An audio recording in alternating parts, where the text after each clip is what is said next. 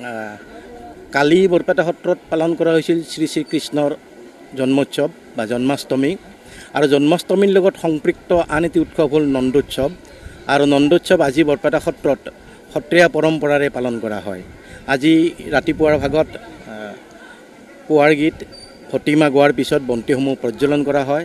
তাৰপিছত নৃত্য প্ৰসংগত ভকতসকলে মূলতঃ শিশুলীলাৰ ঘোষা গায় আৰু শিশুলীলাৰ ঘোষা গোৱাৰ পিছত গায়ন বায়নে বৰপেটা সত্ৰৰ গুৰু আসনৰ সন্মুখত গুৰুঘাট পৰিৱেশন কৰে আৰু গুৰুঘাটৰ পিছত শ্ৰী গোপালতা বিৰচিত জন্মযাত্ৰা নাটখন ৰূপায়ণ কৰে। ইয়াত সত্ৰৰ দৈৱজ্ঞই গৰ্গ পৰিষদৰ ভাও লৈ কৃষ্ণ আৰু বলোৰামক আমাৰ বৰপেটা সত্ৰৰ মূল কীৰ্তনঘৰৰ ভিতৰৰ গুৰু আসনৰ পিছফালে আদৰি লৈ যায় আৰু তাত গায়ন বায়ন সমন্বিতে সকলোৱে জন্মযাত্ৰা নাটখন ৰূপায়ণ কৰে আৰু জন্মযাত্ৰা নাটখন শেষ হোৱাৰ পিছত গায়ন বায়নে সামৰণি ঘোষাৰে সামৰণি ঘাটাৰে জন্মযাত্ৰা নাটখনৰ সমাপ্তি ঘটায়। ইয়াৰ পিছত পুনৰ পাঠকে আহি নামখোলাত বহি পুনৰ প্ৰসংগ আৰম্ভ কৰে।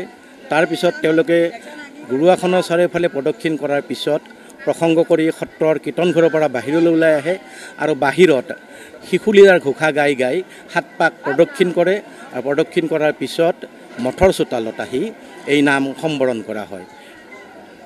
নাম গাই প্ৰদক্ষিণ কৰাৰ থকাৰ সময়তেই বৰপেটা সত্ৰৰ মঠৰ চোতালত অৱস্থিত চিৰামাতাৰ ভীতিৰ নাদৰ পবিত্ৰ পানীৰে ভকতসকলক স্নান কৰোৱা হয়।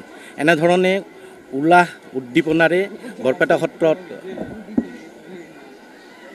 নন্দোৎসৱ পালন কৰা হয়। ইয়াৰ সমান্তৰালভাৱে আন এটা উৎসৱ হয় যে প্ৰবাদ আছে যে নন্দৰাজে ভাতৃ বয়সত শ্ৰীকৃষ্ণক পুত্ৰ হিচাপে পোৱাত ব্ৰজবাসীয়ে আনন্দৰ আত্মহাৰা হৈ ইজনী সিজনৰ গালৈ বোকা ছটিয়াইছিল আৰু সেই ব্ৰজধামৰ স্মৃতি সজীৱ ৰখাৰ উদ্দেশ্যে সত্ৰৰ টুপৰ চোতালত কিশোৰী শিশুসকলে বোকা ভাওনা কৰে বা বোকা বা পেক যাত্ৰা কৰে।